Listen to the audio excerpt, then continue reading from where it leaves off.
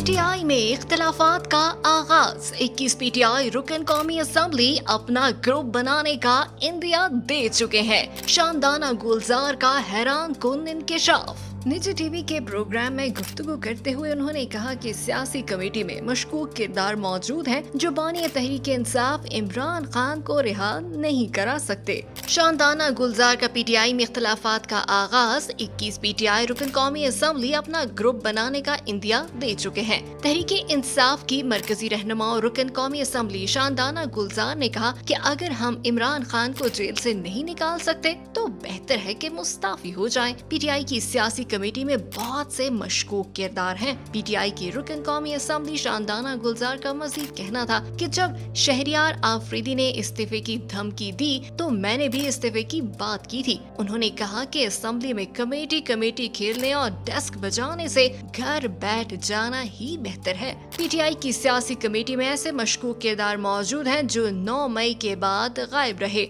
शहरियार आफरीदी के बाद शरफजल मरवत ने भी असम्बली रुकनियत से इस्तीफा देने की बात की थी। क्या PTI में इख्तलाफात संगीन हद तक जा सकते हैं जो पार्टी की साख्त के लिए खतरा बन जाएंगे?